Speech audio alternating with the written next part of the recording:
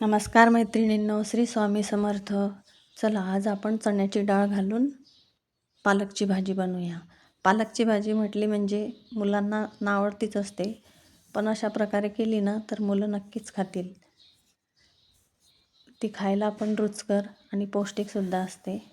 तर बघा, मी इथे हिरवी मिरची, कांदा आणि टोमॅटो कट करून घेतला आहे.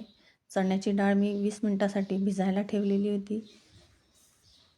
चण्याची डाळ, कांदा, मिरची आणि टोमॅटो कुकरमध्ये शिजायला ठेवला आहे आणि पालकसुद्धा त्यामध्ये शिजायला टाकून दिला आहे. आपल्याला जर आवडत असेल तर यामध्ये आपण अख्खे शेंगदाणेसुद्धा घालू शकतो, छान लागतात, किंवा कूट करून नंतर आपण टाकू शकतो.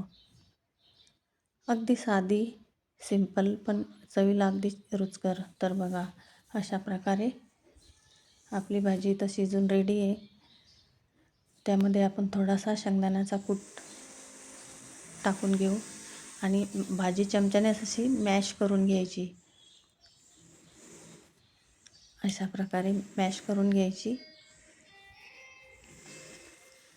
नंतर कढईमध्ये 1 ते 1.5 पळी तेल घालून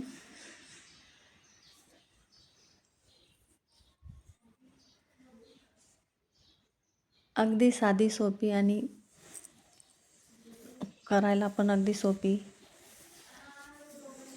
1 ते 1.5 पळी तेल घालून घेतलं आहे मी कढईमध्ये आणि फक्त तडक्यासाठी मी इथे लसूण ठेचून घेतला आहे, जाडा मोठा असा.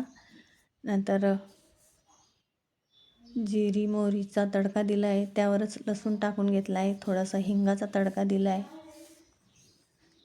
त्यावरच थोडीशी हळद टाकून घ्यायची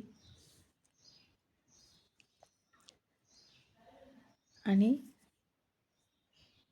आपली जी भाजी आपण मॅश करून ठेवलेली होती ती त्यावर टाकून घ्यायची, म्हणजे छान तडका बसतो.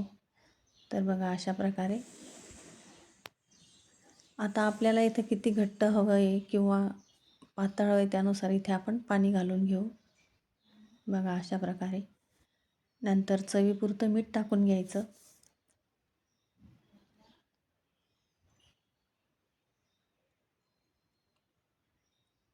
थोडीशी कोथिंबीर टाकून घ्यायची आणि छान उकळी काढून घ्यायची. ज्वारीच्या भाकरीसोबत तर अगदी भन्नाट लागते ही भाजी. बघा, अशा प्रकारे आपलं ताट रेडी. धन्यवाद.